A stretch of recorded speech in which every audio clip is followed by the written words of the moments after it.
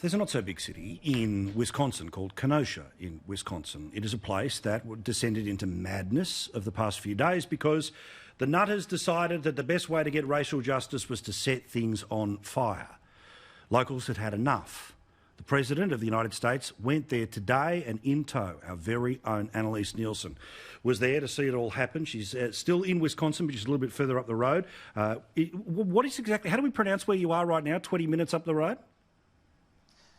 Racine. I'm not going to try and do the total Midwest accent, but yeah, just about half an hour up the road, and luckily not having a curfew enforced, because otherwise we wouldn't be eating a lot of the time with our filing.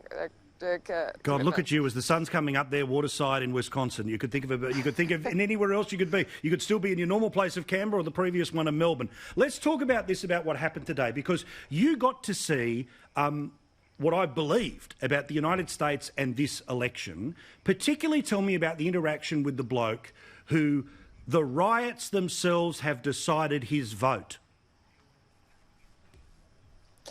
Look, this is absolutely the law and order election now. This is an issue that Donald Trump's made front and centre, and we decided, we went around both days, the day before his visit and the day of the visit, and it is an absolutely marked difference between the people in Kenosha and those who come in to protest. In the week after the shooting of Jacob Blake, 102 of the more than 170 arrests were people who don't live in Kenosha, and so many of the people on the ground who support Donald Trump, who don't support Donald Trump, they were looking at the damage and saying, these aren't our people. These are people who are out there to wreak destruction.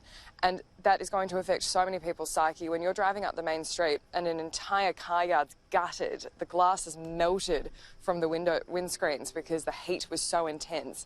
It is an absolute war zone there. And this is just an idyllic part of the world normally. This is the Midwest. People are friendly and kind. And it's just absolutely out of character for it. But also, people are really horrified by the shooting of Jacob Blake. Yeah, well, let's have a look at that bloke that you had a chance to talk to. I think this is the quiet American who will decide the upcoming election. I'm voting straight Republican. Why? So this never happens again. No, I was like halfway in between, but now full-fledged voting for Trump. Now, I don't know with all of the different rules and the bubble that is around a president about how much of the craziness that you got to see. The Trump campaign was out there telling all that will listen that the streets were lined and everyone was ready to cheer along. Now, of course, it's a country where half love, half don't vote. The other half split into 25% who love and 25% who hate. What did you see on the road in terms of enthusiasm? The reason because for Trump to be returned as president, he has to win places like Wisconsin.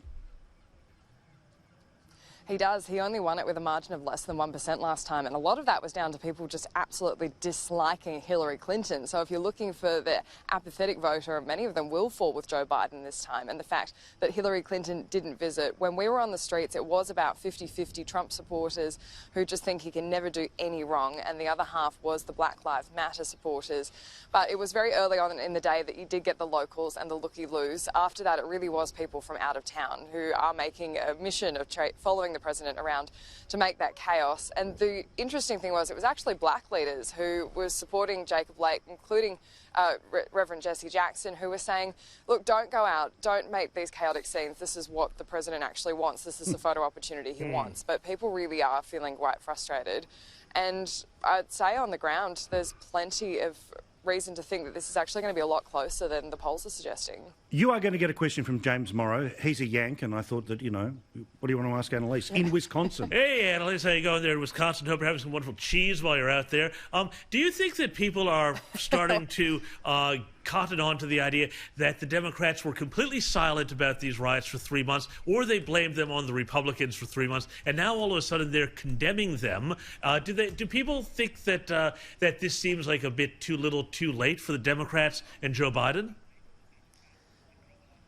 James, I can't tell you how many people yesterday who told me Donald Trump called the National Guard in. This didn't get better until the National Guard was called in.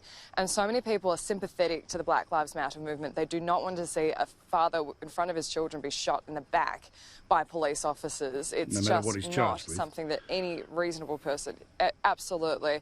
Well, there wasn't even a charge in this instance. But this is just something where people also don't want to see their streets burning. They want to see law and order, and they want to see orderly justice. And so the fact that we've seen this this really marked change in rhetoric from Joe Biden, that he has now come out with that really strong speech saying he won't support looting, it does seem like it's a bit behind the eight ball.